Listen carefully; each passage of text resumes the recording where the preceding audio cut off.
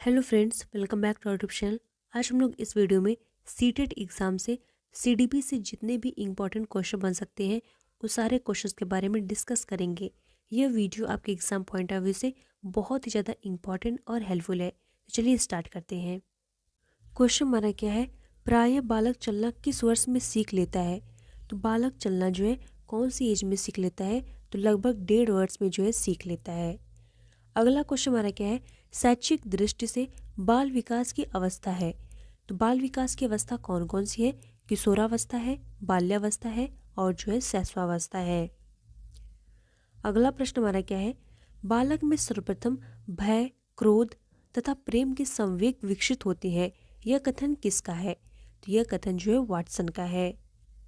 अगला प्रश्न हमारा क्या है, प्रथम बाल निर्देश केंद्र किसके द्वारा खोला गया था। तो पहला बाल निर्देश केंद्र जो है विलियम हीली के द्वारा खोला गया था। नेक्स्ट क्वेश्चन हमारा है, किसकी क्रियाशीलता का संबंध मनुष्य की पाचन क्रिया से भी होता है। तो किसकी, तो अभिवृक्की ग्रंथि का जो है होता है।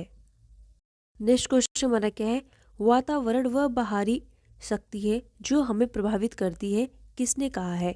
तो यह जो है रास ने कहा है। नेक्स्ट क्या है, बुद्धि परीक्षण निर्माण के जन्मदाता हैं। तो कौन है, तो अल्फ्रेड बीने हैं। नेक्स्ट क्वेश्चन हमारा क्या है, ब्रिजेस के अनुसार उत्तेजना भाग है। तो उत्तेजना किसका भाग है, तो यह जो है संवेगात्मक विकास का भाग होता है। नेक्स्ट क्वेश्चन हमारा क्या है, तर्क जिज्ञासा तथा निरीक्षण शक्ति का विकास होता है। तो किस आयु में होता है, तो 11 वर्ष की आयु में होता है। नेक्स्ट हमारा क्या है, निम्न में से कौन सा वंशानुक्रम का नियम नहीं है। तो अभिप्रेरणा जो होती है वंशानुक्रम का नियम नहीं होती है। नेक्स्ट क्वेश्चन हमारा क्या है, एक कारक सिद्धांत को और किस नाम से जाना जाता है। तो एक कारक सिद्धांत को हम लोग जो है राजकीय सिद्धांत के नाम से भी जानते हैं। नेक्स्ट है, बुद्धि का सबसे पुराना सिद्धांत कौन सा है। तो बुद्धि का सबसे पुराना सिद्धांत जो है एक कारक सिद्धांत है। नेक्स्ट क्वेश्चन हमारा क्या है, बुद्धि का द्विकारक सिद्धांत किसने दिया। तो बुद्धि का द्विकारक सिद्धांत जो है स्पीयरमैन ने दिया था। स्पीयरमैन कहाँ के निवासी थे, तो स्पीयरमैन जो है फ्रांस के निवासी थे। नेक्स्ट हमारा क्या है, स्पीयरमैन पहले किस विषय के प्रोफेसर थे। तो स्पीयरमैन जो है पहले सांख्यिकी विषय के जो है प्रोफेसर थे और बाद में यह जो है मनोविज्ञान के प्रोफेसर बन गए। नेक्स्ट क्वेश्चन क्या है, स्पीयरमैन ने बुद्धि का संबंध किससे बताया है। तो इन्होंने जो है बुद्धि का संबंध बताया है चिंता के साथ जो है बताया है। नेक्स्ट हमारा क्या है, बालकों के भाषाई विकास का क्रम होता है। तो बालकों में भाषाई विकास का क्रम कैसा होता है, पहले बालक जो है रोता है, रोना सीखता है, फिर बबलाना सीखता है, फिर उसका हाव भाव जो है चेंज होता है। अगला प्रश्न हमारा क्या है, बालक किस उम्र में वाक्यों द्वारा अपनी बातों को कह पाता है। तो किस उम्र में कह पाता है, तो 5 वर्ष की उम्र में जो है कह पाता है। नेक्स्ट हमारा क्या है, बालक सबसे पहले क्या बोलता है। तो बालक सबसे पहले जो है व्यंजन वो सबसे पहले माँ शब्द बोलता है। नेक्स्ट क्वेश्चन हमारा क्या है, बालक सबसे पहले किस भाषा को पहचानता है। तो बालक सबसे पहले जो है अपनी माँ की आवाज़ को पहचानता है और इसे ही क्या कहते हैं, मातृभाषा कहते हैं। नेक्स्ट क्वेश्चन हमारा क्या है, कहाँ पर बालक समाजीकरण के नियम स्वयं सीखता है। तो बालक जो है कहाँ पर समाजीकरण का नियम स्वयं सीखता है, तो खेल के मैदान में सीखता है और जैसे आपस में सहयोग करना, अपने क्रोध पर संयम करना, त्याग करना, यह सब चीज़ें जो है सीखता है। नेक्स्ट क्वेश्चन हमारा क्या है, बालक में नकारात्मक सोच कौन सी अवस्था में उत्पन्न हो जाती है। तो किशोरावस्था में जो है उत्पन्न हो जाती है। नेक्स्ट हमारा है, क्षेत्र सिद्धांत किस विद्वान ने दिया था। तो क्षेत्र सिद्धांत जो है कर्ट लेविन ने दिया था। नेक्स्ट क्वेश्चन क्या है, कर्ट लेविन कहाँ के वैज्ञानिक थे। तो कर्ट लेविन जो है जर्मनी के वैज्ञानिक थे। नेक्स्ट क्वेश्चन हमारा क्या है, गेस्टाल्टवादी क्या है। तो गेस्टाल्टवाद देखिए, गेस्टाल्ट जो जर्मनी के विद्वानों का समूह है जिसमें जो है कोहलर, कोफा, वर्दिमर ये तीनों लोग जो है शामिल हैं। इसी को क्या कहा जाता है, गेस्टाल्टवादी कहा जाता है। नेक्स्ट क्वेश्चन हमारा क्या है, कर्ट लेविन किस संप्रदाय के समर्थक थे। तो कर्ट लेविन जो है संज्ञानवादी संप्रदाय के समर्थक थे। नेक्स्ट क्या है, क्षेत्र सिद्धांत को किस किस नाम से जाना जाता है? तो क्षेत्र सिद्धांत को जो है संज्ञानात्मक क्षेत्र सिद्धांत, स्थान मनोविज्ञान सिद्धांत और बाल दिशा मनोविज्ञान सिद्धांत के नाम से जाना जाता है। नेक्स्ट क्वेश्चन हमारा क्या है, कर्ट लेविन के क्षेत्र सिद्धांत में क्षेत्र का अर्थ क्या है? तो क्षेत्र का अर्थ क्या है? शिक्षा का क्षेत्र है और जो है स्वास्थ्य का क्षेत्र है।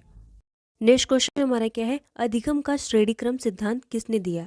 तो अधिगम का श्रेणीक्रम सिद्धांत जो है रॉबर्ट गेने ने दिया था। नेक्स्ट हमारा है, रॉबर्ट गेने किस संप्रदाय के समर्थक थे? तो यह जो है संज्ञानवादी संप्रदाय के समर्थक थे। नेक्स्ट क्वेश्चन हमारा क्या है, मानसिक आयु के माध्यम से बुद्धि को परिभाषित किसने किया? तो अल्फ्रेड बीने ने जो है मानसिक आयु के माध्यम से बुद्धि को परिभाषित किया था और इन्होंने बताया था कि बुद्धि जो है 2 प्रकार की होती है, एक होती है हमारी मानसिक आयु बुद्धि और दूसरी हमारी होती है वास्तविक आयु बुद्धि। नेक्स्ट क्वेश्चन हमारा क्या है, अल्फ्रेड बीने किस देश के निवासी थे? तो यह जो है फ्रांस के निवासी थे। अल्फ्रेड बीने किस विषय के प्रोफेसर थे? तो यह जो है मनोविज्ञान के प्रोफेसर थे। नेक्स्ट क्वेश्चन हमारा क्या है, बुद्धि का एक कारक सिद्धांत किसने दिया? तो बुद्धि का एक कारक सिद्धांत जो है अल्फ्रेड बीने ने और उनके सहयोगियों ने दिया था। उनके सहयोगी कौन कौन थे? तो स्टर्न थे, टर्मन थे और साइमन थे। अगला प्रश्न हमारा है, बुद्धि के 2 कारक सिद्धांत किसने दिया? तो बुद्धि का 2 कारक सिद्धांत जो है स्पीयरमैन ने दिया था। नेक्स्ट हमारा है, बुद्धि के 2 कारक सिद्धांत कौन कौन से हैं? तो बुद्धि के 2 कारक सिद्धांत जो है एक जी कारक सिद्धांत है और एक हमारा जो है एस कारक सिद्धांत है, जिसको हम लोग क्या कहते हैं, जी फैक्टर भी बोलते हैं, एस फैक्टर भी बोलते हैं। नेक्स्ट हमारा क्या है, बुद्धि का समूह कारक सिद्धांत किसने दिया? तो बुद्धि का समूह कारक सिद्धांत जो है थर्स्टन ने जो है दिया था और इन्होंने बताया था कि बुद्धि के 7 कारक होते हैं। नेक्स्ट क्वेश्चन हमारा क्या है, बुद्धि का बहुकारक सिद्धांत किसने दिया? तो बुद्धि का बहुकारक सिद्धांत जो है थॉर्नडाइक ने दिया था। बुद्धि का बहुबुद्धि सिद्धांत किसने दिया? तो गार्डनर साहब ने जो है बुद्धि का बहुबुद्धि सिद्धांत दिया था। देखिए इस थोड़ा डिफरेंस है, इसको ध्यान में रखना है। नेक्स्ट हमारा क्या है, बुद्धि का तरल व ठोस सिद्धांत किसने दिया? तो बुद्धि का तरल और ठोस सिद्धांत जो है आरबी कैटल ने दिया था। अगला प्रश्न हमारा है, कोहलर किस संप्रदाय के समर्थक थे? तो कोहलर जो थे संज्ञानवादी संप्रदाय के समर्थक थे। नेक्स्ट क्या है, चूहे पर अपना प्रयोग किस वैज्ञानिक ने किया? तो चूहे पर सबसे पहले अपना प्रयोग स्किनर ने जो है किया था। स्किनर किस संप्रदाय के समर्थक थे? तो स्किनर जो है व्यवहारवादी संप्रदाय के समर्थक थे। नेक्स्ट क्वेश्चन हमारा क्या है, नए रचनात्मक कार्यों को सीखने पर कौन सा सिद्धांत बल देता है? तो अंतर्दृष्टि का सिद्धांत जो है बल देता है। नेक्स्ट है, अंतर्दृष्टि का सिद्धांत किस वैज्ञानिक ने दिया? तो अंतर्दृष्टि का सिद्धांत जो है कोहलर साहब ने दिया था। नेक्स्ट प्रश्न हमारा क्या है, मानसिक रूप में मंद बालकों को सिखाने पर कौन सा सिद्धांत उपयोगी है? तो जैसे मानसिक रूप से अगर मंद बालकों को सिखाना है तो सबसे उपयोगी सिद्धांत माना जाता है शास्त्रीय अनुबंधन सिद्धांत को माना जाता है। नेक्स्ट हमारा क्या है, संज्ञानात्मक सिद्धांत किसने दिया? तो ब्रूनर ने जो है संज्ञानात्मक सिद्धांत दिया था। नेक्स्ट क्वेश्चन हमारा क्या है, ब्रूनर किस संप्रदाय के समर्थक थे? तो ब्रूनर जो है संज्ञानवादी संप्रदाय के समर्थक थे। अगला प्रश्न देखिए क्या है, कौन सा सिद्धांत जीव विधि के हर क्षेत्र पर बल देता है? तो क्षेत्रीय सिद्धांत जो है जीव विधि के हर क्षेत्र पर बल देता है। नेक्स्ट हमारा क्या है, गेस्टाल्ट का अर्थ क्या है? तो गेस्टाल्ट का अर्थ होता है संपूर्ण या समग्र होता है, इसी को हम लोग क्या कहते हैं, गेस्टाल्ट कहते हैं। क्वेश्चन हमारा क्या है, रॉबर्ट गेने कहाँ के वैज्ञानिक थे? तो रॉबर्ट गेने जो है अमेरिका के वैज्ञानिक थे। नेक्स्ट क्वेश्चन हमारा क्या है, रॉबर्ट गेने ने बालकों के विकास को ध्यान में रखते हुए अधिगम की प्रक्रिया को कितने भागों में बांटा है? तो इन्होंने जो है अधिगम की प्रक्रिया को 8 भागों में बांटा है। पहला हमारा होता है संकेत अधिगम, फिर हमारा होता है उद्दीपन अधिगम प्रक्रिया, और हमारी जो है श्रृंखला अधिगम होता है, शाब्दिक अधिगम होता है, बहुविवेदन अधिगम होता है, प्रत्यय अधिगम होता है, सिद्धांत अधिगम होता है और समस्या समाधान अधिगम होता है। नेक्स्ट क्वेश्चन हमारा क्या है, रॉबर्ट गेने के अनुसार अधिगम का सबसे निम्न स्तर कौन सा है? तो इनके अनुसार अधिगम का सबसे निम्न स्तर जो होता है संकेत अधिगम होता है। नेक्स्ट हमारा क्या है, रॉबर्ट गेने के श्रेणीक्रम सिद्धांत के अनुसार अधिगम का सबसे उच्चतम स्तर कौन सा है? तो तो इनके अनुसार अधिगम का जो सबसे उच्चतम स्तर है समस्या समाधान अधिगम है। नेक्स्ट क्वेश्चन हमारा क्या है, रॉबर्ट गेने के अनुसार बालक का अधिगम कब पूरा हो जाता है? तो इनके अनुसार बालक का अधिगम जो है 12 वर्ष के पहले ही जो है पूरा हो जाता है। अगला क्वेश्चन देखिए क्या है, शास्त्रीय अनुबंधन का सिद्धांत किसने दिया? तो शास्त्रीय अनुबंधन का सिद्धांत जो है पावलोव ने दिया था। अगला प्रश्न हमारा है, पावलोव किस संप्रदाय के समर्थक थे? तो ये व्यवहारवादी संप्रदाय के समर्थक थे।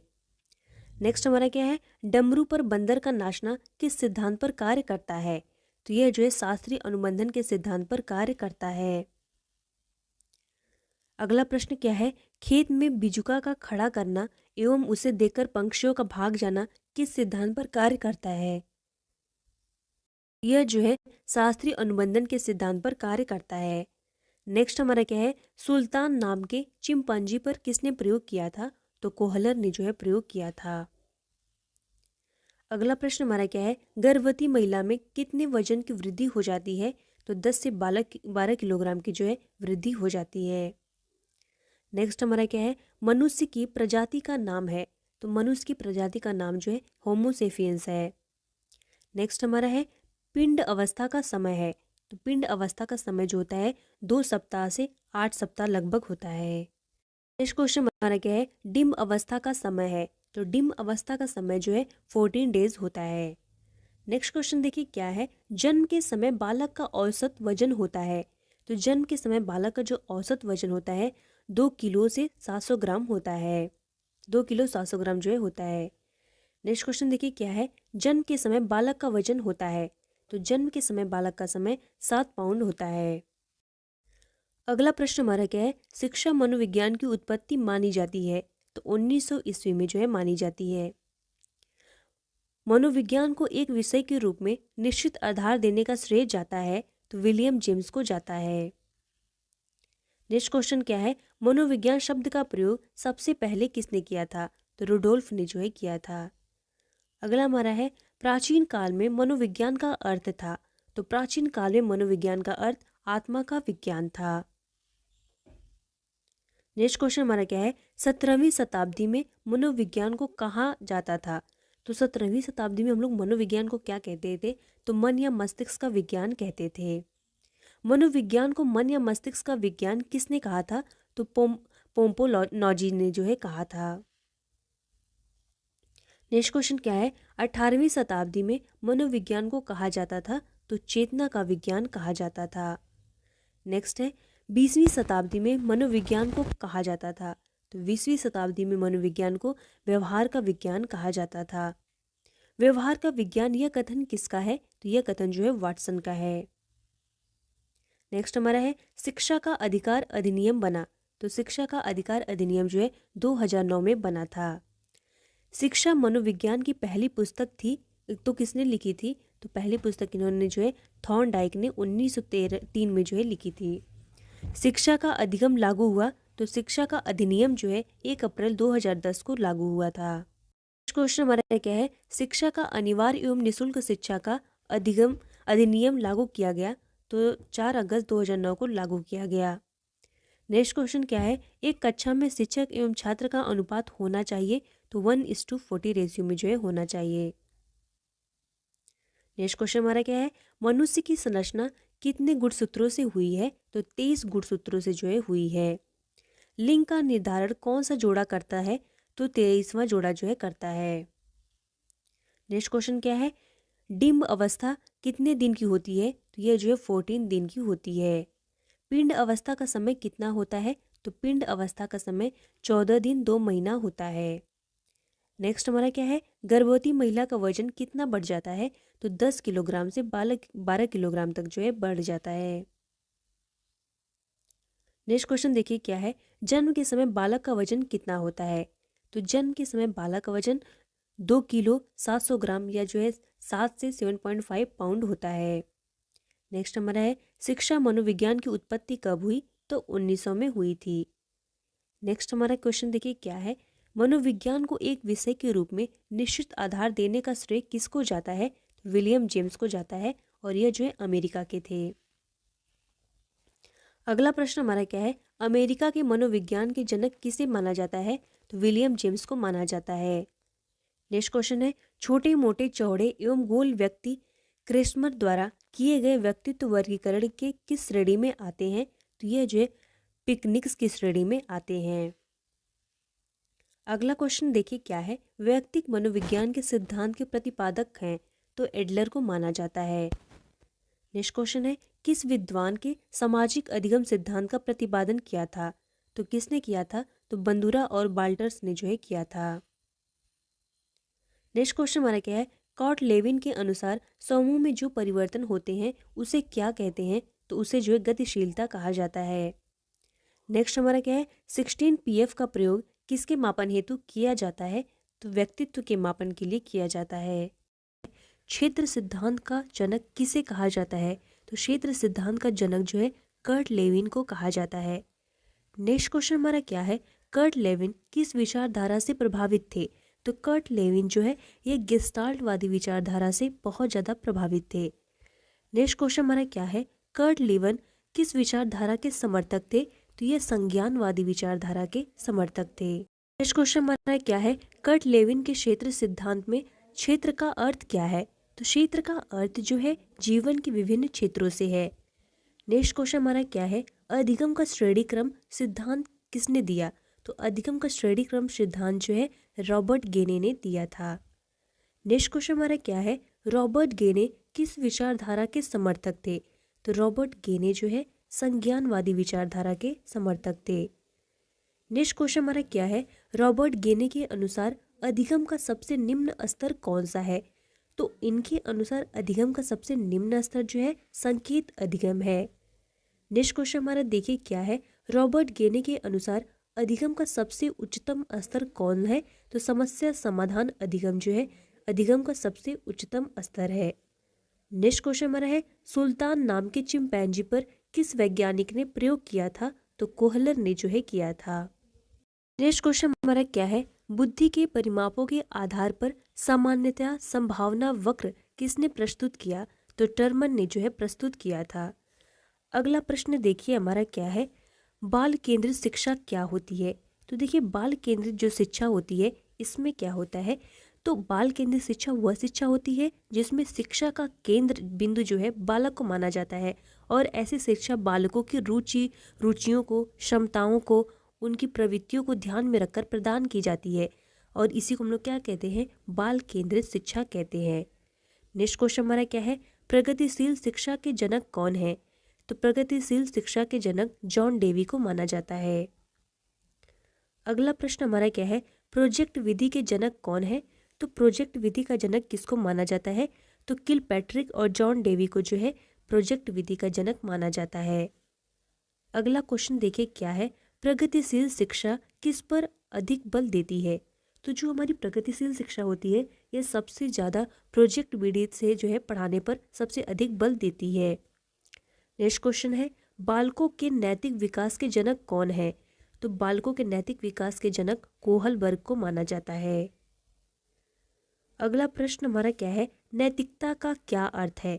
तो नैतिकता का अर्थ होता है कि जैसे झूठ न बोलना, बड़ों का आदर करना, दूसरों की आज्ञा का पालन करना, दूसरों की सहायता करना, मिलजुल कर रहना, ये सभी जो है नैतिकता के गुण होते हैं। नेक्स्ट क्वेश्चन हमारा क्या है, कोहलबर्ग ने नैतिक विकास को कितने चरणों में बांटा है? तो कोहलबर्ग ने जो है नैतिक विकास को 3 चरणों में बांटा है। पहला हमारा क्या है, पूर्व रूढ़िगत नैतिक स्तर जो कि 4 से 10 वर्ष के बच्चों के लिए होता है और दूसरा हमारा है रूढ़िगत नैतिकता का स्तर, यह 10 से 13 वर्ष के लिए होता है और नेक्स्ट हमारा है उत्तर रूढ़िगत नैतिकता का स्तर, यह 13 वर्ष से अधिक वर्ष के लिए बच्चों के लिए होता है। नेक्स्ट क्वेश्चन हमारा क्या है, समीपस्थु विकास का सिद्धांत यानी JDP का सिद्धांत किसने दिया था? तो वाइगोत्स्की ने जो है दिया था। नेक्स्ट हमारा है, वाइगोत्स्की कहाँ के निवासी थे? तो यह जो है रूस के निवासी थे। नेक्स्ट क्वेश्चन हमारा क्या है, अंधों की लिपि के जनक कौन है? तो लुई ब्रेल को जो है अंधों की लिपि का जनक माना जाता है। नेक्स्ट क्वेश्चन हमारा है, LKG व UKG पद्धति के जनक कौन है? तो फ्रॉबिल को जो है LKG और UKG का जनक माना जाता है। नेक्स्ट क्वेश्चन है नर्सरी पद्धति के जनक कौन है? तो नर्सरी पद्धति का जनक किसको माना जाता है? मारिया मॉन्टेसरी को जाना जाता है। नेक्स्ट प्रश्न हमारा है भूल एवं प्रयत्न सिद्धांत किसने दिया था? तो भूल और प्रयत्न सिद्धांत को थॉर्नडाइक ने दिया था। अगला प्रश्न हमारा है अनुकूलित अनुक्रिया का क्लासिकी अनुबंधन सिद्धांत किसने दिया था? तो पावलोव ने दिया था। क्रिया प्रसूत अनुबंधन सिद्धांत किसने दिया था? तो स्किनर साहब ने दिया था। जीन पियाजे किस विचारधारा के समर्थक थे? तो जीन पियाजे जो है संज्ञानात्मक विचारधारा के क्या थे? समर्थक थे। नेक्स्ट क्वेश्चन हमारा क्या है जीन पियाजे किस देश के निवासी थे? तो जीन पियाजे जो है स्विट्जरलैंड के निवासी थे। अगला प्रश्न हमारा है जीन पियाजे ने अपने प्रयोग किस किस पर किए थे? तो जीन पियाजे ने जो है अपने 2 पुत्री और 1 पुत्र पर जो है प्रयोग किए थे, जिसकी वजह से जो है इनको बहुत ही कंट्रोवर्सी का सामना करना पड़ा था। नेक्स्ट क्वेश्चन देखिए क्या है वह कौन मनोवैज्ञानिक था जो पहले जीव विज्ञान के प्रोफेसर थे, बाद में मनोविज्ञान के प्रोफेसर बने? तो जीन पियाजे जो थे। नेक्स्ट क्वेश्चन हमारा है वाइगोत्स्की ने बालकों के विकास के लिए कौन सा सिद्धांत दिया था? तो वाइगोत्स्की ने बालकों के विकास के लिए इन्होंने संज्ञानात्मक विकास का सिद्धांत दिया था। नेक्स्ट क्वेश्चन हमारा क्या है वाइगोत्स्की के संज्ञानात्मक विकास का सिद्धांत को किस नाम से जाना जाता है? तो इसको जो है किसके नाम से जाना? सामाजिक और सांस्कृतिक सिद्धांत के नाम से भी जाना जाता है। अगला प्रश्न देखिए क्या है संज्ञानात्मक विकास का सिद्धांत कितने विद्वानों ने दिया था? तो संज्ञानात्मक विकास का सिद्धांत जो है 3 विद्वानों ने दिया था। जीन पियाजे ने दिया था, ब्रूनर ने दिया था और जो है वाइगोत्स्की ने दिया था। अगला प्रश्न हमारा क्या है वाइगोत्स्की के अनुसार बालकों का संज्ञानात्मक विकास किसके द्वारा संभव है? तो बालकों का जो है संज्ञानात्मक विकास अधिगम के द्वारा संभव है। नेक्स्ट क्वेश्चन देखिए क्या है बालक का समाजीकरण कब प्रारंभ होता है? तो बालक का समाजीकरण जो है शैशव अवस्था से जो कि 0 से 5 वर्ष की होती है प्रारंभ होता है। क्वेश्चन देखिए क्या है समाजीकरण में बालक सबसे पहले किसको पहचानता है? तो समाजीकरण में बालक सबसे पहले जो है अपनी माँ को पहचानता है। नेक्स्ट क्वेश्चन हमारा क्या है बालक का समाजीकरण कब पूर्ण हो जाता है? तो बालक का समाजीकरण जो है किशोर अवस्था में पूर्ण हो जाता है। अगला प्रश्न हमारा क्या है बालक के गिरोह की अवस्था कौन सी कहलाती है? तो बाल्य अवस्था जो है कहलाती है। नेक्स्ट क्वेश्चन है बालक में नकारात्मक सोच कौन सी अवस्था में उत्पन्न हो जाती है? तो किशोर अवस्था में जो है उत्पन्न हो जाती है। अगला प्रश्न हमारा है सामाजिक अधिगम का सिद्धांत किसने दिया? तो सामाजिक अधिगम का सिद्धांत जो है बंदुरा और वाल्टर ने दिया था। नेक्स्ट हमारा क्या है जीन पियाजे के संज्ञानात्मक विकास को ध्यान में रख के बालक की कितनी अवस्थाएं बताई? तो बालक की इन्होंने जो है 4 अवस्थाएं बताई है। अगला प्रश्न हमारा क्या है बालक में चिंतन का प्रारंभ किस अवस्था में होता है? तो बालक में चिंतन का प्रारंभ जो है 2 से 7 वर्ष तक की अवस्था में हो जाता है। अगला क्वेश्चन क्या है जीन पियाजे के अनुसार समायोजन की अवस्था किसे कहा जाता है? तो जीन पियाजे के अनुसार समायोजन की जो अवस्था होती है उसको हम लोग क्या कहते हैं संवेदी गत्यात्मक अवस्था में जो है होती है। नेक्स्ट क्वेश्चन देखिए क्या है जीन पियाजे के अनुसार विकास की किस अवस्था को मुख्य परिवर्तन बिंदु कहा जाता है? तो किसको कहा जाता है? तो ठोस संक्रियात्मक अवस्था को कहा जाता है। क्वेश्चन हमारा क्या है अवधान संबंधी विकार संबंधित है? तो यह जो है ADHD से संबंधित है। अगला प्रश्न हमारा है भोजन ग्रहण करने जो है संबंधित समस्या कौन सी है? तो इसको हम लोग जो है बुलिमिया कहते हैं। क्वेश्चन हमारा क्या है अमेरिका में वंचित बालकों के लिए योजना चलाई गई। तो कौन सी योजना चलाई गई थी? तो ब्रांचिंग योजना जो है चलाई गई थी। नेक्स्ट क्वेश्चन हमारा क्या है गिलफोर्ड ने सृजनशील प्रक्रिया के कितने चरण बताए? तो इन्होंने जो है सृजनशील प्रक्रिया के 5 चरण बताए थे। अगला क्वेश्चन देखिए क्या है किशोरावस्था को तूफानों की अवस्था कहा जाता है? तो किसने किशोरावस्था को तूफानों की अवस्था कहा था? तो स्टेनली हॉल ने जो है कहा था। नेक्स्ट क्वेश्चन हमारा है नैतिक विकास का सिद्धांत किसने दिया है? तो नैतिक विकास का सिद्धांत जो है कोहल वर्ग ने दिया है। अगला प्रश्न देखिए क्या है बाल विकास का उद्देश्य है। तो बाल विकास का उद्देश्य क्या होता है? बालकों का सर्वांगीण करना ही बाल विकास का उद्देश्य होता है। क्वेश्चन हमारा क्या है? मूल प्रवृत्ति का सिद्धांत किसने दिया था? तो मूल प्रवृत्ति का सिद्धांत जो है मैकडूगल ने दिया था। नेक्स्ट क्वेश्चन देखिए क्या है हमारा? मन की उत्तेजित दशा क्रोध खुशी आदि को क्या कहते हैं? तो इसको जो है संवेग कहा जाता है। अगला प्रश्न हमारा क्या है? आवश्यकता का पद सोपान सिद्धांत किसने दिया था? तो इब्राहिम मैस्लो ने जो है दिया था। नेक्स्ट क्वेश्चन हमारा क्या है? बुद्धि का समान एवं विशिष्ट सिद्धांत किसने दिया था? तो स्पीयरमैन ने जो है दिया था। इन्होंने जी फैक्टर और एस फैक्टर इन्होंने ही दिया था, ध्यान में रखना है। नेक्स्ट क्वेश्चन देखिए क्या है? सीखने के सिद्धांत किसने दिया था? तो सीखने का सिद्धांत जो है थॉर्नडाइक ने दिया था। अगला प्रश्न देखिए क्या है? मानव में अस्थायी परिवर्तन को कहा जाता है? तो मानव में जो अस्थायी परिवर्तन होता है उसी को हम लोग क्या कहते हैं? अधिगम जो है कहते हैं। अगला प्रश्न हमारा क्या है? खेल पद्धति का जनक किसे माना जाता है? तो किलपैट्रिक साहब को जो है खेल पद्धति का जनक माना जाता है। नेक्स्ट क्वेश्चन देखिए क्या है? ह्यूरिस्टिक पद्धति को जनक किसे माना जाता है? तो ह्यूरिस्टिक पद्धति किसने दिया था? तो आर्मस्ट्रांग ने दिया था और इन्हीं को इसका जनक माना जाता है। प्रोजेक्ट विधि के जनक कौन है? तो प्रोजेक्ट विधि का जनक किसको माना जाता है? जॉन डेवी को प्रोजेक्ट विधि का जनक माना जाता है। बालक के व्यक्तित्व के सर्वांगीण विकास के लिए यह आवश्यक है कि उसके किस चीज़ की जानकारी शिक्षक को होनी चाहिए? तो बालक के व्यवहार की जानकारी जो है शिक्षक को अच्छी तरीके से होनी चाहिए, तभी वह क्या करेगा? उसके व्यवहार को सुधार सकता है और उसके व्यवहार के अकॉर्डिंग ही वो चीज़ें जो है बता सकता है। तो यह चीज़ जो हम लोग को ध्यान में रखना है। नेक्स्ट क्वेश्चन देखिए क्या है? बच्चे फिल्म में दिखाए गए हिंसात्मक व्यवहार को सीख सकते हैं। यह निष्कर्ष किस मनोवैज्ञानिक द्वारा किए गए कार्य पर आधारित हो सकता है? तो यह किसके कार्य पर आधारित है? तो यह जो है एल्बर्ट बंडूरा के कार्य पर आधारित है। अगला प्रश्न देखिए क्या है? समाजीकरण का अर्थ क्या है? तो समाजीकरण का अर्थ होता है समाज में समायोजित होना। इसी को हम लोग क्या कहते हैं? समाजीकरण कहते हैं। अगला क्वेश्चन देखिए क्या है? सबसे अधिक गहन और जटिल समाजीकरण कौन सी अवस्था में होती है? तो सबसे ज़्यादा कठिन और जटिल समाजीकरण जो होता है किशोरावस्था के दौरान होती है, इसीलिए इसको क्या कहते हैं? तूफानों की अवस्था भी कहा जाता है। नेक्स्ट देखिए क्वेश्चन क्या है? अपनी कक्षा के बच्चों में समाजीकरण की प्रक्रिया को तेज करने के लिए शिक्षक को अपना बर्ताव कैसा रखना चाहिए? तो शिक्षक को अपना बर्ताव जो है स्नेह और सहानुभूतिपूर्ण रखना चाहिए। नेक्स्ट क्वेश्चन देखिए क्या है? समाजीकरण की प्रक्रिया में अनुकरण को उपयोगी तथा विकासात्मक बनाने के लिए आवश्यक तत्व कौन से हैं? तो समाजीकरण की प्रक्रिया में विकासात्मक अनुकरण को बनाने के लिए जो है परिवार और पड़ोस जो है सबसे अधिक भूमिका निभाते हैं, तो हम लोग को ध्यान में रखना है।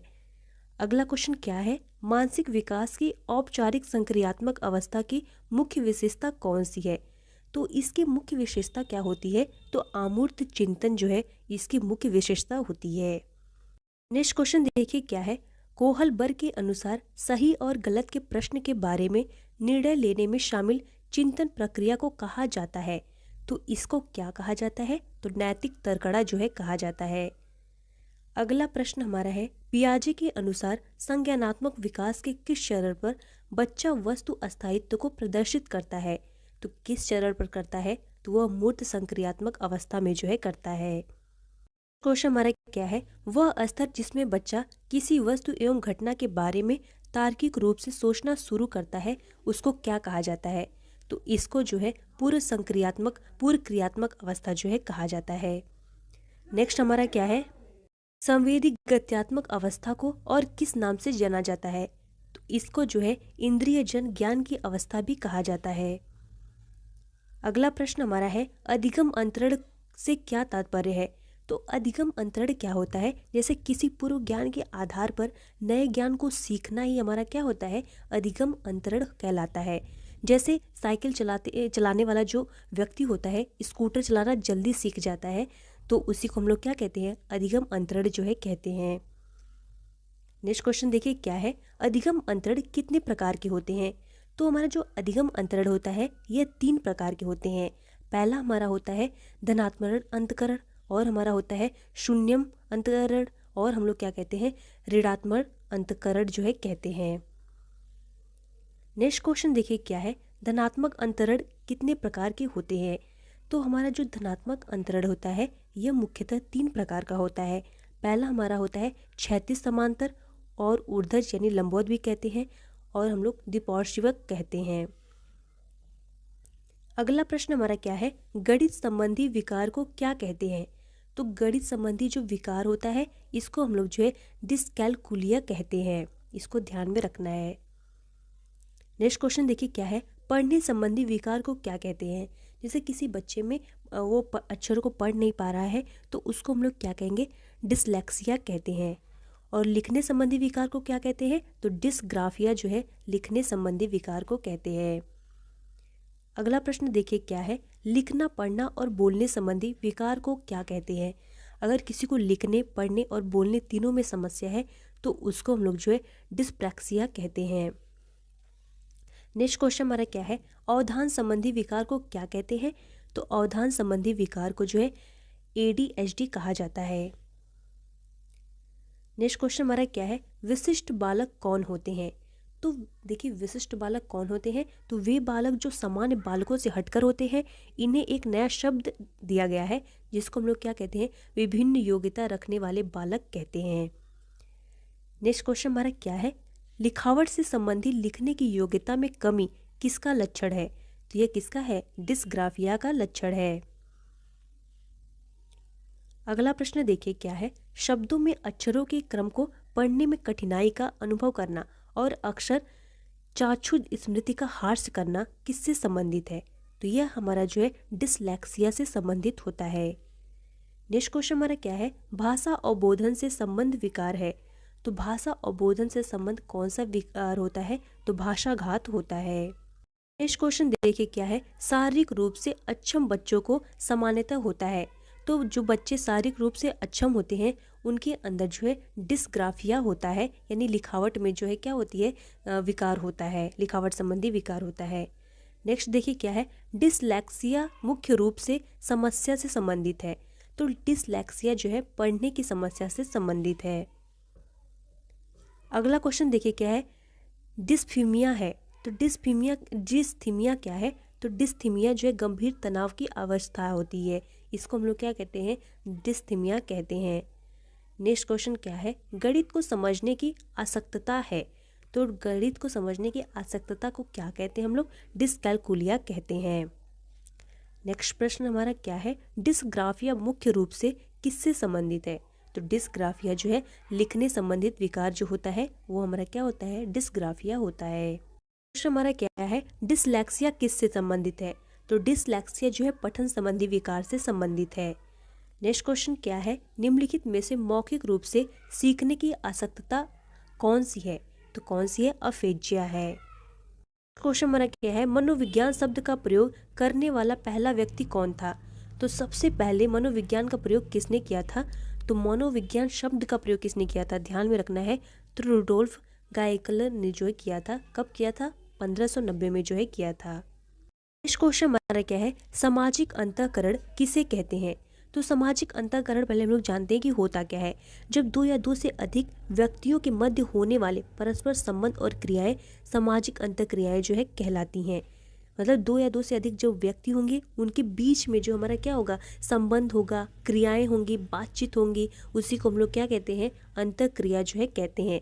जैसे सहयोग किसी का करना, सहानुभूति किसी के लिए प्रकट करना, त्याग करना, बलिदान देना, ये सारी चीज़ें क्या होती हैं, अंतःक्रिया जो है होती हैं। अगला प्रश्न हमारा क्या है, प्राचीन काल में मनोविज्ञान का अर्थ क्या था। तो प्राचीन काल में मनोविज्ञान का अर्थ था आत्मा का विज्ञान। नेक्स्ट क्वेश्चन हमारा क्या है, मनोविज्ञान को आत्मा का विज्ञान किसने कहा। तो मनोविज्ञान को आत्मा का विज्ञान अरस्तु ने जो है कहा था। नेक्स्ट क्वेश्चन देखिए क्या है, 17वीं शताब्दी में मनोविज्ञान को क्या कहा जाता था और यह किसने कहा। तो 17वीं शताब्दी में जो है मनोविज्ञान को मन या मस्तिष्क का विज्ञान कहा जाता था, और इस कहा किसने था, तो पोम्पोनॉजी ने जो है कहा था। नेक्स्ट क्वेश्चन हमारा क्या है, 18वीं शताब्दी में मनोविज्ञान को क्या कहा जाता था। तो 18वीं शताब्दी में मनोविज्ञान को चेतना का विज्ञान कहा जाता था, और इसको कहा किसने था, तो विलियम जेम्से और बुंट ने जो है कहा था। नेक्स्ट क्वेश्चन देखिए क्या है, 20वीं शताब्दी में मनोविज्ञान को क्या कहा जाता है? तो 20वीं शताब्दी में मनोविज्ञान को क्या कहा जाता है? मनोविज्ञान का अर्थ होता है व्यवहार का विज्ञान। और कहा किसने? तो वाटसन ने जो है कहा है। अगला प्रश्न देखिए क्या है, शिक्षा मनोविज्ञान की पहली पुस्तक किसने लिखी और कब लिखी? तो शिक्षा मनोविज्ञान की पहली पुस्तक ने जो है थॉर्नडाइक ने लिखा है और 1903 में लिखा है इन्होंने। अगला प्रश्न देखिए क्या है, शिक्षा का अधिकार अधिनियम कब बना? तो शिक्षा का अधिकार अधिनियम 2009 में बना था। नेक्स्ट क्वेश्चन क्या है, शिक्षा का अधिकार अधिनियम कब लागू हुआ? तो यह लागू कब हुआ था? 1 अप्रैल 2010 को लागू हुआ था। देखिए इस चीज़ को ध्यान में रखना है। अगर पूछेगा अधिनियम बना कब, तो 2009 में बना, और लागू कब हुआ? 1 अप्रैल 2010 को लागू हुआ। ये मोस्ट इम्पॉर्टेंट क्वेश्चन है, इसको ध्यान में रखिएगा। नेक्स्ट क्वेश्चन देखिए क्या है, जिन पियाजे के अनुसार संज्ञानात्मक विकास के किस चरण पर बच्चा वस्तु अस्थायित्व को प्रदर्शित करता है? तो किस चरण पर करता है? तो पूर्व संक्रियात्मक चरण पर जो है करता है। नेक्स्ट क्वेश्चन क्या है, कोहलबर्ग के अनुसार शिक्षक बच्चों में नैतिक मूल्यों का विकास कर सकता है। तो कब कर सकता है, कैसे कर सकता है? तो वह जो है नैतिक मुद्दों पर आधारित चर्चाओं में उन्हें शामिल करके जो है कर सकता है। अगला प्रश्न देखिए क्या है, जिन पियाजे के अधिगम के संज्ञानात्मक सिद्धांत के अनुसार वह प्रक्रिया जिसके द्वारा संज्ञानात्मक संरचना को संशोधित किया जाता है वह कहलाता है। तो उसको हम लोग क्या कहते हैं? समावेशन जो है कहते हैं। अगला प्रश्न देखिए क्या है, विकास कौन सी अवस्था से शुरू होता है? तो हमारा जो विकास होता है यह प्रसव पूर्व अवस्था से ही क्या हो जाता है? शुरू हो जाता है। इसको ध्यान में रखना है। अगला प्रश्न देखिए क्या है, सबसे अधिक गहन और जटिल समाजीकरण कौन सी अवस्था में होता है?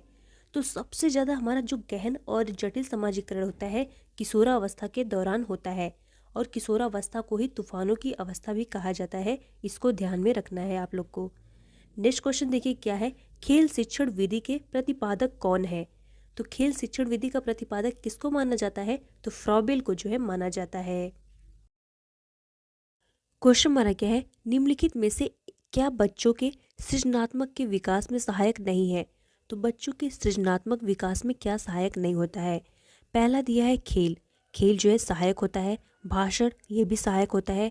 कहानी लेखन यह भी सहायक होता है। निर्माण संबंधी क्रियाएं जो है सहायक नहीं होती हैं। ऑप्शन नंबर डी हमारा राइट हो जाएगा।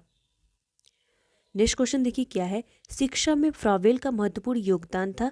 तो इसमें किसका, फ्रॉबेल का क्या महत्वपूर्ण योगदान था? तो इन्होंने जो है किंडरगार्टन का विकास किया था।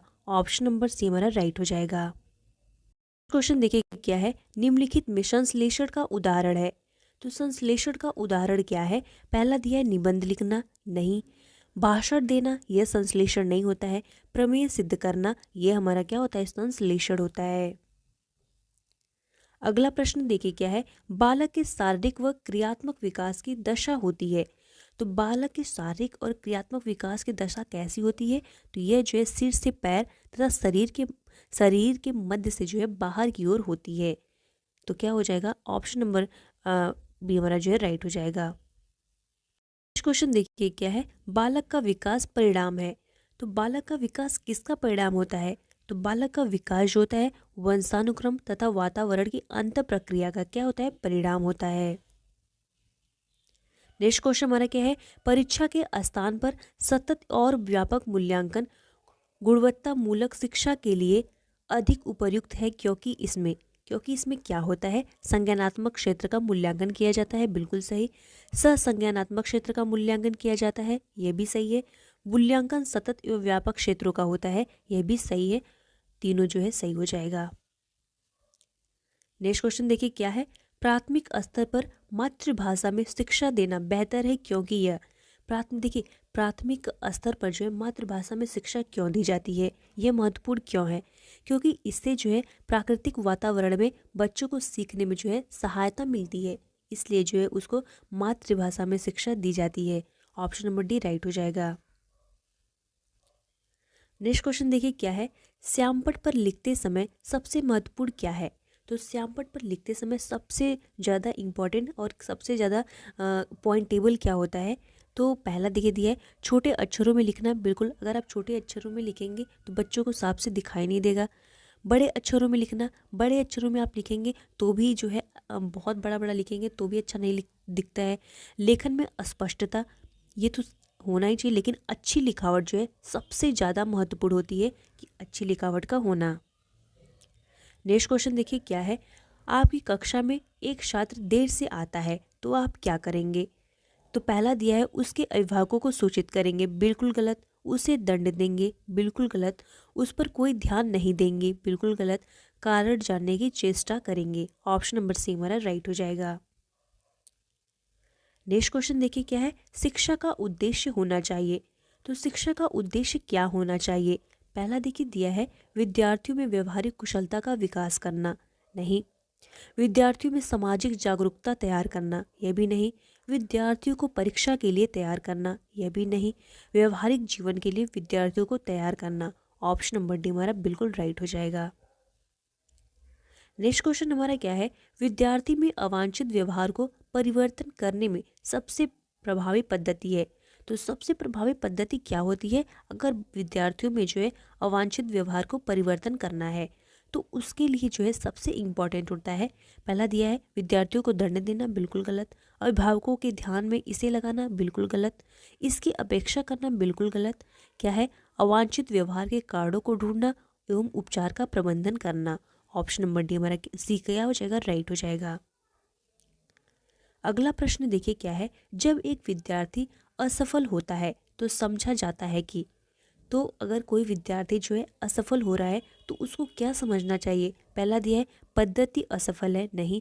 शिक्षक असफल है, बिल्कुल गलत। पाठ्य पुस्तकें असफल है, नहीं। यह व्यक्तिक असफलता है, ऑप्शन नंबर डी हमारा क्या हो जाएगा, राइट हो जाएगा। नेक्स्ट क्वेश्चन हमारा क्या है, किसी विद्यार्थी की सबसे महत्वपूर्ण विशेषता है। तो किसी भी विद्यार्थी की सबसे महत्वपूर्ण विशेषता क्या होती है? पहला दिया है उत्तरदायित्व की अनुभूति, नहीं। ईमानदारी, नहीं। सहभागिता, नहीं। सबसे ज़्यादा महत्वपूर्ण विशेषता होती है आज्ञाकारिता, ऑप्शन नंबर डी राइट हो जाएगा। नेक्स्ट क्वेश्चन देखिए क्या है, आप किसी कक्षा में पाठ पढ़ाते हैं और एक विद्यार्थी विषय से असंबंधित एक प्रश्न पूछता है तो आप क्या करेंगे? तो पहला दिया है उसे असंबंधित प्रश्न पूछने की अनुमति देंगे, नहीं, गलत है। उसे असंबंधित प्रश्न पूछने की अनुमति नहीं देंगे, यह भी गलत होता है। उसे गैर अनुशासित समझकर दंडित करेंगे, बिल्कुल गलत है। कक्षा के बाद प्रश्न का उत्तर देंगे, ऑप्शन नंबर डी बिल्कुल राइट हो जाएगा। नेक्स्ट क्वेश्चन देखिए क्या है, एक सामान्य 12 वर्ष की आयु के बच्चे में सबसे अधिक होना संभव है। तो सबसे अधिक क्या होना संभव होता है? तो पहला दिया है कुछ प्रेरक समन्वय में कठिनाई, नहीं। वयस्कों को खुश करने के बारे में दुश्चिंता की अनुभूति, यह भी नहीं। अब और यहाँ में उसकी रुचियों को सीमित करना, यह भी नहीं।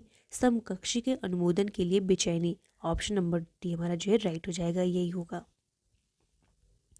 नेक्स्ट क्वेश्चन देखिए क्या है, विद्यालय में विद्यार्थियों के भाग जाने का कारण है। तो विद्यालय में विद्यार्थी क्यों भाग जाते हैं, इसका क्या कारण होता है? पहला दिखा है कक्षा शिक्षण में रुचि का अभाव, नहीं।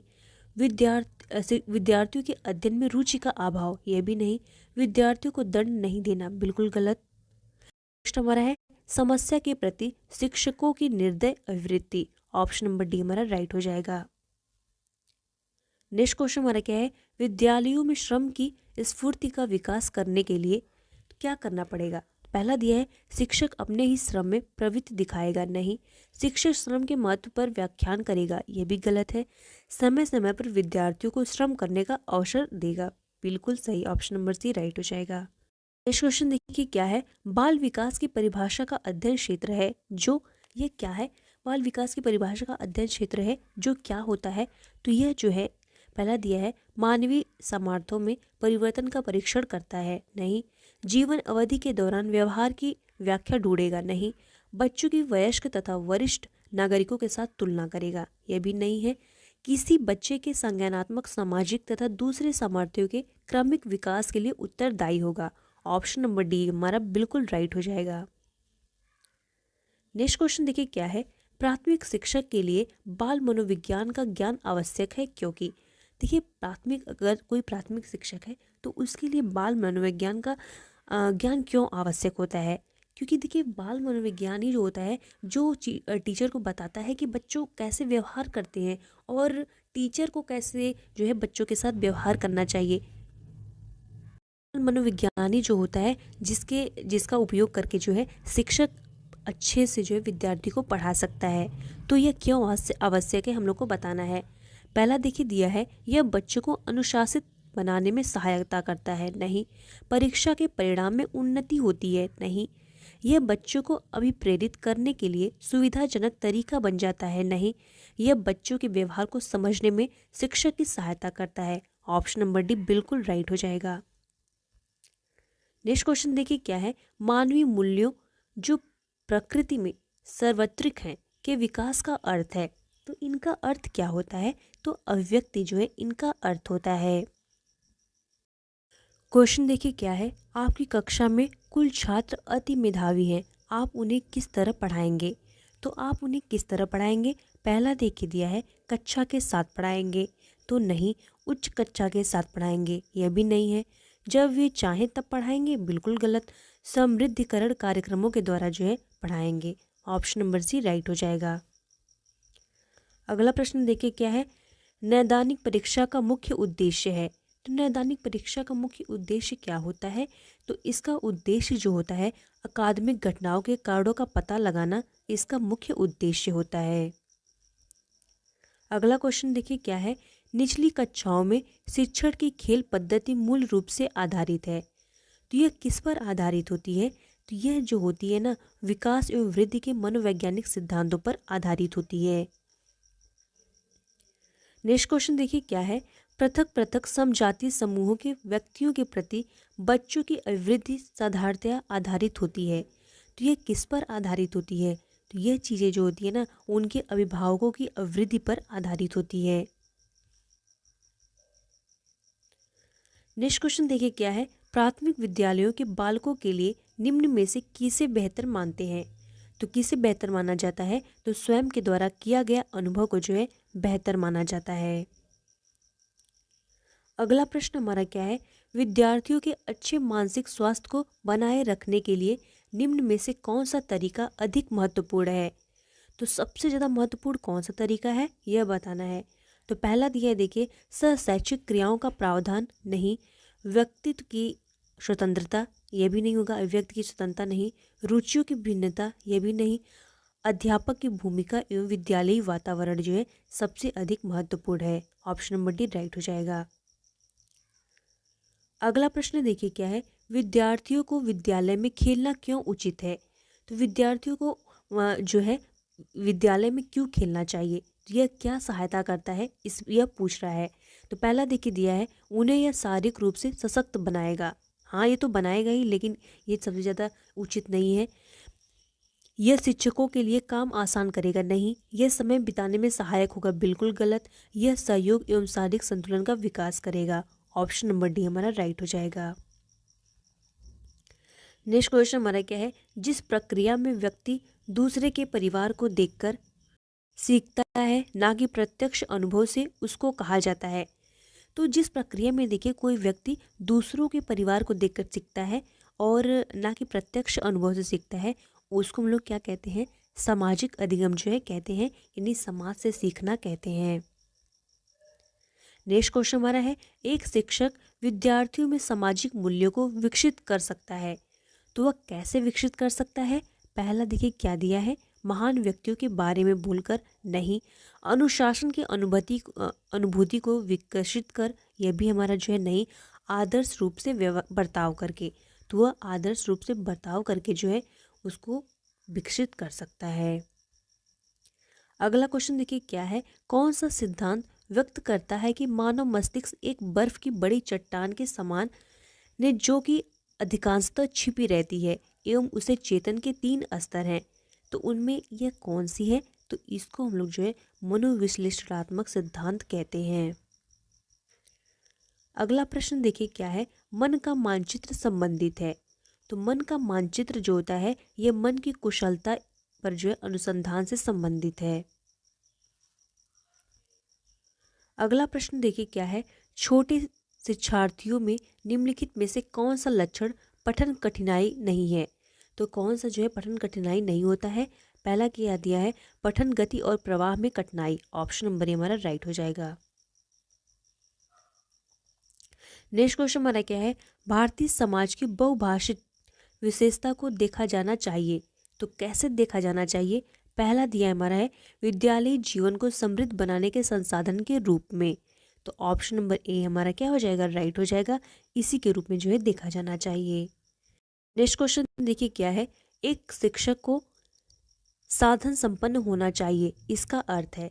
तो किसी शिक्षक को साधन संपन्न क्यों होना चाहिए, इसका क्या अर्थ है यह बताना है। पहला दिया है, उसके पास पर्याप्त धन संपदा होनी चाहिए, गलत। नेक्स्ट हमारा है, उनका अधिकारियों के उच्च स्तर से संपर्क होना चाहिए, बिल्कुल गलत। उन्हें अपने विद्यार्थियों की समस्याओं को हल करने का पर्याप्त ज्ञान होना चाहिए, बिल्कुल सही है। नेक्स्ट क्वेश्चन देखिए क्या है, व्यक्तिगत शिक्षार्थियों एक दूसरे में किससे भिन्न होते हैं। तो व्यक्तिगत शिक्षार्थी जो होते हैं एक दूसरे से कैसे भिन्न होते हैं, तो ये बताना है। पहला दिया है विकास की दर। तो विकास की दर देखिए जो है सारे व्यक्तियों में, सभी लोगों में जो है क्या होती है, अलग अलग होती है। तो ऑप्शन नंबर ए हमारा राइट हो जाएगा। नेक्स्ट क्वेश्चन हमारा क्या है, सतत एवं व्यापक मूल्यांकन में व्यापक मूल्यांकन शब्दावली का तात्पर्य है। तो व्यापक मूल्यांकन शब्दावली का तात्पर्य क्या होता है, इसका जो मतलब होता है शैक्षिक एवं शैक्षिक क्षेत्र का मूल्यांकन, ये हमारा क्या होता है, व्यापक मूल्यांकन होता है। ऑप्शन नंबर सी हमारा राइट हो जाएगा। नेक्स्ट क्वेश्चन देखिए क्या है, मूल्यांकन का उद्देश्य है। तो मूल्यांकन का उद्देश्य क्या होता है। तो पहला दिया है, बालकों को धीमी गति से सीखने वाले एवं प्रतिभाशाली बच्चों के रूप में लेबल करना, ये हमारा जो है नहीं है। नेक्स्ट हमारा क्या है, जिन बालकों को उपचारात्मक शिक्षा की आवश्यकता है उनकी पहचान करना, यह जो है मूल्यांकन का उद्देश्य नहीं होता है। नेक्स्ट हमारा है, अधिगम की कठिनाइयों व समस्याओं वाले क्षेत्रों का पता लगाना, यह भी मूल्यांकन का अर्थ नहीं होता है। उत्पादन जीवन जीने के लिए शिक्षा किस सीमा तक तैयार कर पाई है, उसको जो है पुष्टि पोषण प्रदान करना। ऑप्शन नंबर डी हमारा क्या हो जाएगा, राइट हो जाएगा। वह कौन सा स्थान है जहां बच्चे की संज्ञानात्मक विकास को सबसे बेहतर तरीके से परिभाषित किया जा सकता है। तो बच्चे का जो संज्ञानात्मक विकास होता है इसको सबसे अच्छे तरीके से परिभाषित, पहला दिया है खेल का मैदान, तो नहीं है। सभा सागर, तो ये भी नहीं होगा। घर पे नहीं होगा। विद्यालय एवं जो है कक्षा पर्यावरण में उसके संज्ञानात्मक विकास को सबसे अच्छे तरीके से परिभाषित किया जा सकता है। अगला प्रश्न देखिए क्या है, मानव विकास किन दोनों के योगदान का परिणाम है। तो मानव विकास जो होता है ये वंश क्रम और वातावरण का जो है एक अच्छा योगदान होता है। तो ऑप्शन नंबर सी हमारा राइट हो जाएगा। अगला क्वेश्चन देखिए क्या है, निम्न में से कौन सा बुद्धिमान बच्चे के लक्षण नहीं है। तो बताना है कि कौन सा जो है बुद्धिमान बच्चे का लक्षण नहीं होता। तो देखिए डी क्या दिया है, वह जो एक परिवेश में स्वयं को समायोजित कर सकता है, यह जो बुद्धिमान बच्चे का लक्षण है। दूसरा है, वह जो मूर्त रूप से सोच रहा है, यह भी सही है। नेक्स्ट है, वह जो प्रभावपूर्ण एवं उचित तरीके से संप्रेषण करने की क्षमता रखता है, यह भी हमारा जो है सही है। ऑप्शन नंबर ए देखिए क्या है, वह जो लंबे निबंधों को बहुत जल्दी रखने की क्षमता रखता है। तो ये हमारा जो है बुद्धिमान बच्चे का लक्षण नहीं है। ऑप्शन नंबर ए हमारा राइट हो जाएगा। नेक्स्ट क्वेश्चन देखिए क्या है, बच्चे दुनिया के बारे में अपनी समाज का सृजन करते हैं, इसका श्रेय किसको जाता है। तो इसका श्रेय जो है जीन पियाजे को जाता है, और जीन पियाजे ने ही जो है संज्ञानात्मक विकास का सिद्धांत दिया था, यह भी ध्यान में रखना है। नेक्स्ट क्वेश्चन देखिए क्या है, परिवार एक साधन है। तो परिवार किसका साधन है।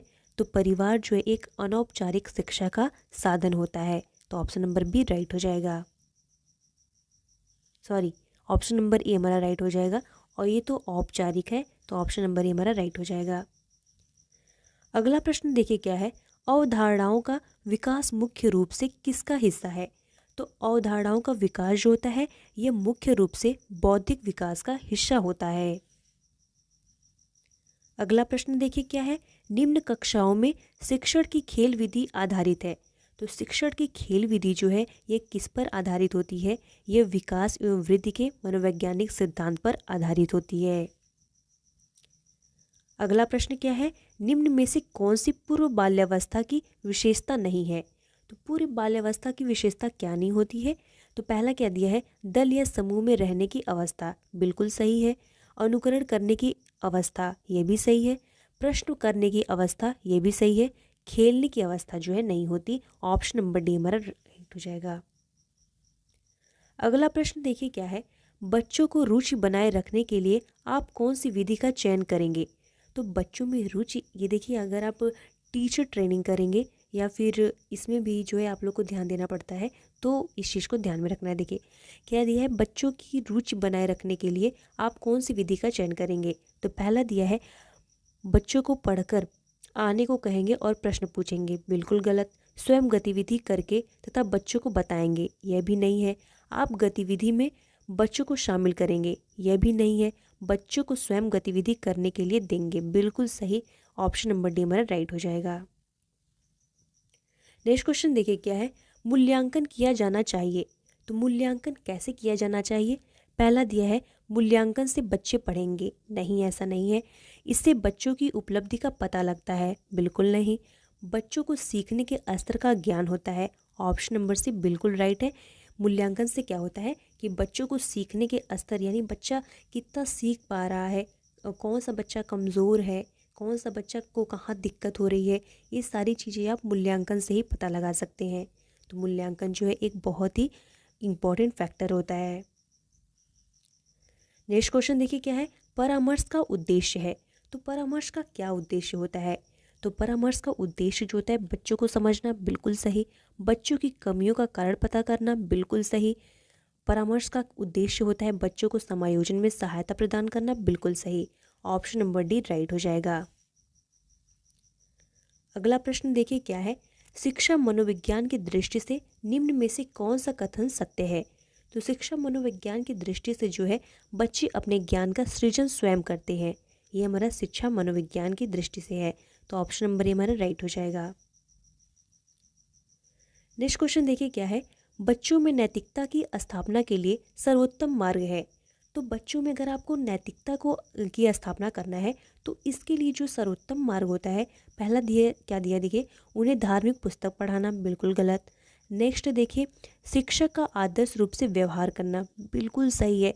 जब तक टीचर जो है बच्चों के लिए आइडियल नहीं होगा तब तक जो है उनके अंदर नैतिकता का की स्थापना नहीं होगी। जैसे टीचर जो है उसके अंदर कोई मोरालिटी ही नहीं है तो बच्चे क्या सीखेंगे। बच्चे भी तो वही बेकार चीज़ें, गालियाँ सीखेंगे। अगर गाली देता है टीचर तो अगर उसके अंदर कोई अच्छी अच्छी क्वालिटी नहीं है तो बच्चे कैसे सीख पाएंगे। तो नैतिकता की, टीचर के अंदर भी नैतिकता का होना बहुत ज़रूरी है।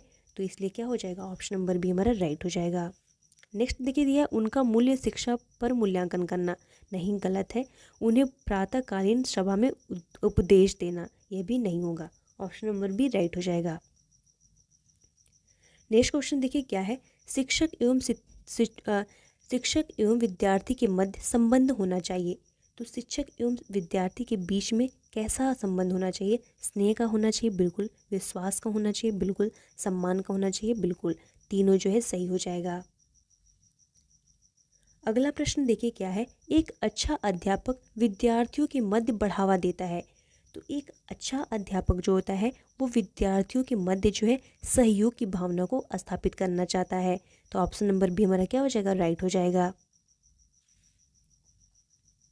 नेक्स्ट क्वेश्चन देखिए क्या है, मानसिक रूप से स्वस्थ अध्यापक की विशेषता क्या है। तो मानसिक रूप से स्वस्थ अध्यापक की जो विशेषता होती है वह संवेदनात्मक रूप से संतुलित है। तो ऑप्शन नंबर ए हमारा राइट हो जाएगा। अगला प्रश्न देखिए क्या है, शिक्षा का अति महत्वपूर्ण उद्देश्य है। तो शिक्षा का सबसे महत्वपूर्ण उद्देश्य जो होता है क्या होता है, आजीविका कमाना नहीं, बच्चों का सर्वांगीण विकास करना, बिल्कुल सही। शिक्षा का सबसे महत्वपूर्ण उद्देश्य ही क्या होता है, बच्चे का सर्वांगीण विकास करना होता है। अगला क्वेश्चन देखिए क्या है, बच्चे की बुद्धि लब्धि 90 से 110 के मध्य है, वह है। तो वह बच्चा कैसा है, तो बच्चा कैसा है, सामान्य बुद्धि का बच्चा है। ऑप्शन नंबर ए राइट हो जाएगा। अगला क्वेश्चन देखिए क्या है, सतत एवं व्यापक मूल्यांकन में व्यापक मूल्यांकन शब्दावली का तात्पर्य है। तो व्यापक मूल्यांकन क्या होता है, तो इसको हम लोग को जानना है।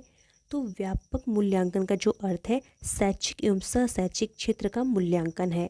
ऑप्शन नंबर सी राइट हो जाएगा। अगला क्वेश्चन देखिए क्या है, दीक्षा द्वारा पूछे गए एक प्रश्न का उत्तर शिक्षक तत्काल नहीं दे सकता, शिक्षक की प्रतिक्रिया क्या होनी चाहिए। तो शिक्षक की प्रतिक्रिया क्या होनी चाहिए, पहला दिया है शिक्षक द्वारा दीक्षा को चुप करा देना चाहिए, बिल्कुल गलत। शिक्षक द्वारा दीक्षा का ध्यान बटा देना चाहिए, बिल्कुल गलत है। शिक्षक को कहना चाहिए मैं नहीं जानता हूँ, ये भी गलत है। नेक्स्ट देखिए क्या है, शिक्षक द्वारा इस प्रश्न का सही उत्तर बाद में समझकर देना चाहिए। ऑप्शन नंबर डी बिल्कुल राइट है। नेक्स्ट क्वेश्चन देखिए क्या है, बच्चों की जिज्ञासा शांत करनी चाहिए।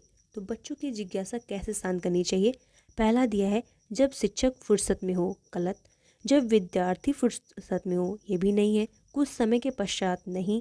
बच्चों की जिज्ञासा कैसे शांत करनी चाहिए, तत्काल जब विद्यार्थी द्वारा जिज्ञासा की गई है। ऑप्शन नंबर डी राइट हो जाएगा। नेक्स्ट क्वेश्चन देखिए क्या है, आप अनपढ़ माता पिता के बच्चों को अंग्रेजी सिखाना चाहते हैं, तो कैसे सिखाएंगे। पहला दिया है आप बच्चे से अंग्रेजी में बात करेंगे, नहीं। आप बच्चों को अंग्रेजी में बोलने के लिए बाध्य करेंगे, नहीं। आप बच्चे को मातृभाषा में बोलने से रोकेंगे, बिल्कुल गलत। आप उसे मातृभाषा की सहायता से अंग्रेजी सिखाने का प्रयास करेंगे। ऑप्शन नंबर डी बिल्कुल राइट हो जाएगा। नेक्स्ट क्वेश्चन देखिए क्या है, बच्चे के लिए निःशुल्क एवं अनिवार्य शिक्षा का अधिकार अधिनियम कितने वर्ष के लिए लागू है। तो ये किसके लिए, कितने वर्ष के लिए लागू है, तो ये जो है 6 to 14 ईयर्स के लिए जो है लागू है। ऑप्शन नंबर ए राइट हो जाएगा। नेक्स्ट क्वेश्चन देखिए क्या है, शिक्षक को ज्ञान होना चाहिए, तो शिक्षक को किसका ज्ञान होना चाहिए। पहला दिया है अध्यापन विषय का, नहीं। अध्यापन विषय का बिल्कुल ये भी है। बाल मनोविज्ञान का, यह भी है, बिल्कुल सही। ऑप्शन नंबर ए और बी जो है दोनों राइट हो जाएगा। इन दोनों का जो है ज्ञान होना चाहिए। तो देखिए यहाँ पे है ऑप्शन नंबर डी, अध्यापन विषय और जो है बाल मनोविज्ञान, दोनों का जो है ज्ञान होना चाहिए। नेक्स्ट क्वेश्चन देखिए क्या है, बच्चे के विकास को शिशस्थ सिद्धांत के अनुसार निम्न में से सत्य कथन है। तो कौन सा सत्य कथन है, तो पहला दिया है विकास सिर से पैर की ओर होता है, ये जो है इनके अनुसार नहीं है। नेक्स्ट है विकास सिर से पैर, पैर से सिर की ओर होता है, ये भी नहीं है। तो इसमें से देखिए जो है कोई ऑप्शन सही नहीं है। नेक्स्ट क्वेश्चन देखिए क्या है, गार्डनर ने सतत बुद्धि का अधिमान निर्धारित किया, इसमें से कौन सा सही नहीं है।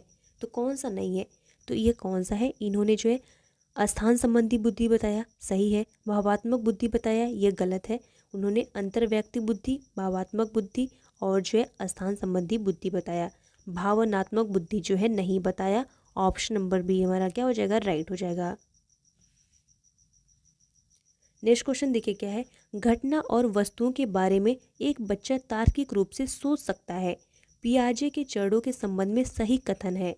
तो सही कथन इसमें क्या है, अगर कोई बच्चा जो है घटना और वस्तुओं के बारे में तार्किक सोच रखता है तो उसका मतलब क्या है, वो मूर्त संचालन प्रक्रिया है। तो ऑप्शन नंबर सी हमारा राइट हो जाएगा। अगला प्रश्न देखिए क्या है, सहयोगात्मक रणनीति की किस श्रेणी में महिलाएं निम्न में से संबंधित नहीं होती हैं। तो महिलाएं जो है किस में संबंधित नहीं होती हैं, ये जो है प्रतिरोध में जो है संबंधित नहीं होती हैं। नेक्स्ट क्वेश्चन देखिए क्या है, व्यक्ति विभिन्नता के मिलन के संबंध में एक अध्यापक की भूमिका होनी चाहिए। तो एक अध्यापक की भूमिका क्या होनी चाहिए, तो व्यक्ति विभिन्नता के मिलन के संबंध में जो है क्या होना चाहिए। तो पहला देखिए दिया है व्यक्ति के दृष्टिकोण, अभिरुचि और योग्यता को जानने का प्रयास, बिल्कुल सही है। व्यक्ति आधारित पाठ्यक्रमों को उनकी आवश्यकता के अनुसार समझने की कोशिश, ऑप्शन नंबर ए और बी दोनों राइट हो जाएगा। नेक्स्ट क्वेश्चन देखिए क्या है, विद्यालय क्षेत्र में रचनात्मक निर्धारकों को जानने के लिए इसमें से कौन सा उपागम नहीं है। तो कौन सा उपागम नहीं है, पहला दिया है वार्तालाप कौशल, यह बिल्कुल सही है। बहुविकल्पीय कौशल, प्रश्न, यह जो है नहीं है। ऑप्शन नंबर बी हमारा राइट हो जाएगा। ज्ञानात्मक विकास नकल पर आधारित न होकर खोज पर आधारित होता है, यह कथन किसका है। तो यह कथन जो है जिन पियाजे का है। अगला प्रश्न देखिए क्या है, किस विद्वान ने बच्चों की अंतःक्रियाओं को उनके विकास का मूल आधार माना है। तो किसने माना है, तो लेव वाइगोत्स्की ने जो है माना है। नेक्स्ट क्वेश्चन हमारा क्या है, किस विद्वान ने नैतिक विकास की अवस्था के सिद्धांत का प्रतिपादन किया था? तो किसने किया था? लॉरेंस कोहलबर्ग ने जो है किया था।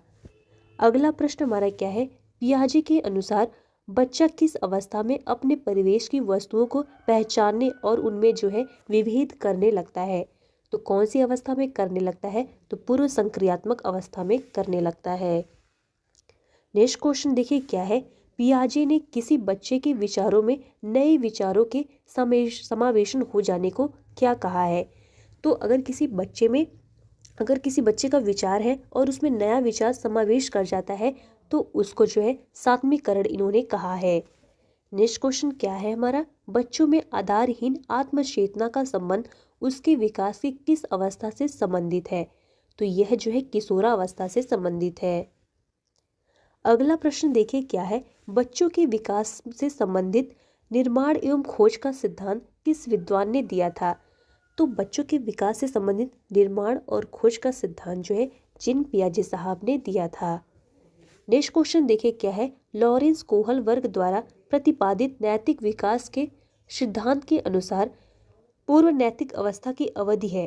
तो पूर्व नैतिक अवस्था की अवधि क्या होती है? जन्म से 2 वर्ष तक की होती है। नेक्स्ट क्वेश्चन हमारा क्या है, बुद्धि का पदानुकृत संरचना सिद्धांत किसने दिया था? तो फिलिप बर्नर ने जो है दिया था। अगला प्रश्न हमारा है, बुद्धि का एकीकृत संरचना सिद्धांत किसने दिया था? तो बुद्धि का एकीकृत संरचना सिद्धांत जो है जेपी गिलफोर्ड ने दिया था। अगला प्रश्न देखिए क्या है, विशिष्ट बालकों में कौन कौन से बालक आते हैं? तो जो हमारे विशिष्ट बालक होते हैं इसमें प्रतिभाशाली बालक भी आते हैं, पिछड़े बालक भी आते हैं, गूंगा बहरा और अंधा बालक भी आते हैं, सृजनशील बालक भी आते हैं और हमारा जो है संवेगात्मक दृष्टि से पिछड़े बालक भी आते हैं। और एक पॉइंट हम लोग को ध्यान में रखना है कि विशिष्ट बालकों में जो विकलांग बालक होते हैं यह नहीं आते हैं, तो ध्यान रखना है। नेक्स्ट क्वेश्चन देखिए क्या है, समावेशी शिक्षा किसे कहते हैं? तो देखिए समावेशी शिक्षा वह शिक्षा होती है जिसमें विशिष्ट बालकों के लिए बनाई गई नई शिक्षा प्रणाली की वो हम लोग क्या कहते हैं? समावेशी शिक्षा कहते हैं। नेक्स्ट क्वेश्चन हमारा क्या है, प्रतिभाशाली बालक किसे कहते हैं? तो देखिए प्रतिभाशाली बालक वे बालक होते हैं जिनका आईक्यू जो है 110 से अधिक होता है, उसको हम लोग क्या कहते हैं? प्रतिभाशाली बालक जो है कहते हैं।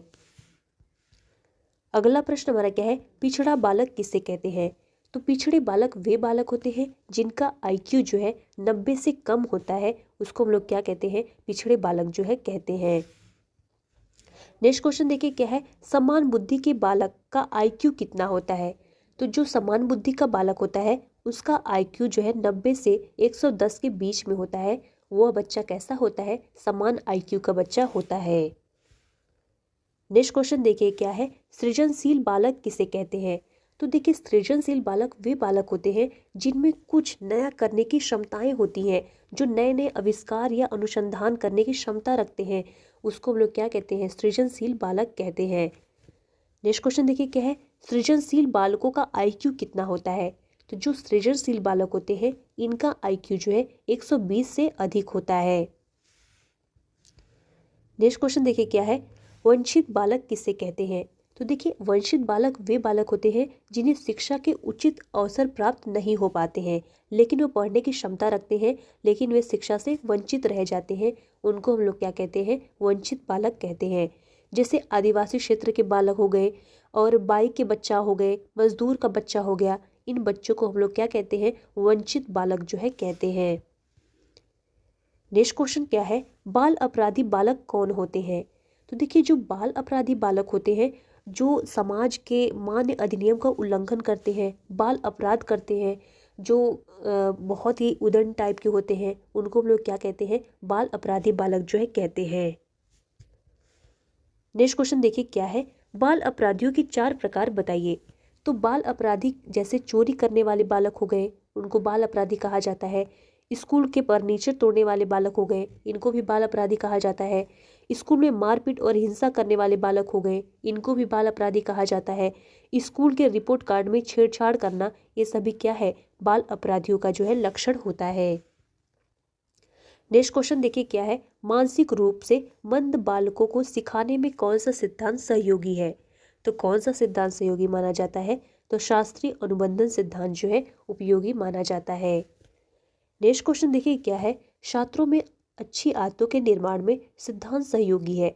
तो कौन सा सिद्धांत सहयोगी है? तो पावलोव का शास्त्रीय अनुबंधन सिद्धांत जो है सहयोगी है। अगला प्रश्न देखिए क्या है, अन्वेषण का या खोज विधि पर कौन सा सिद्धांत बल देता है?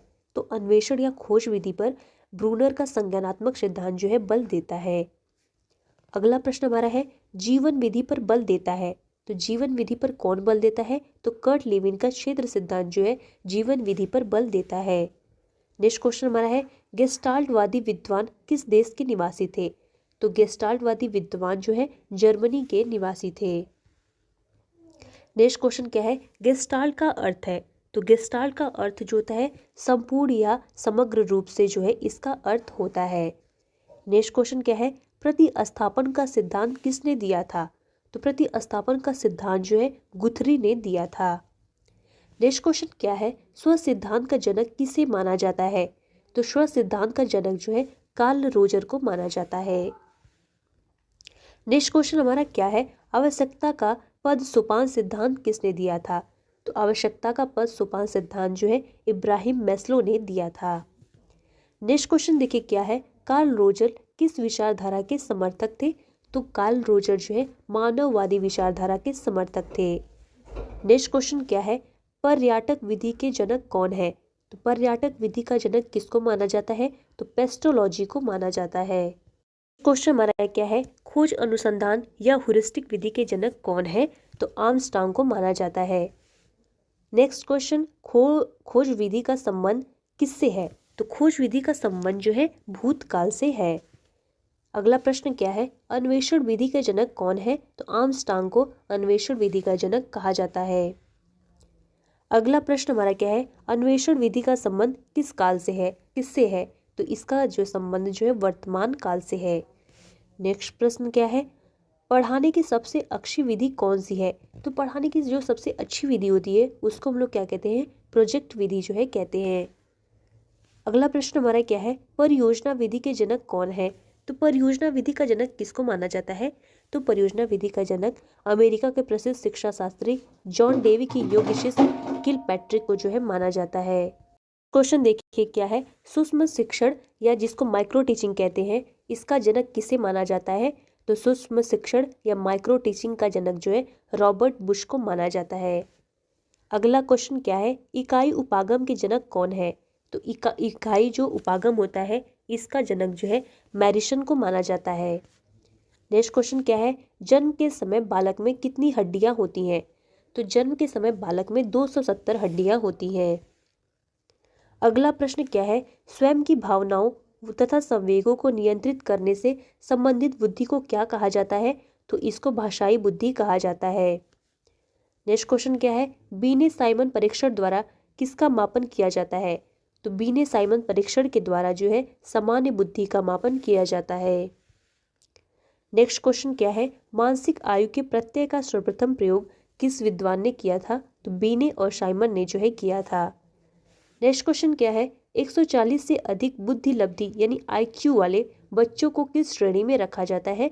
तो इनको जो है प्रतिभाशाली बच्चों की श्रेणी में रखा जाता है। नेक्स्ट क्वेश्चन देखिए क्या है, सृजनशील मौलिक परिणामों को अभिव्यक्त करने की मानसिक क्रिया है, यह कथन किसका है?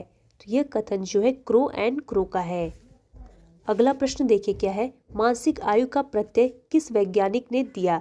तो किसने दिया था? तो बीने साइमन ने जो है दिया था।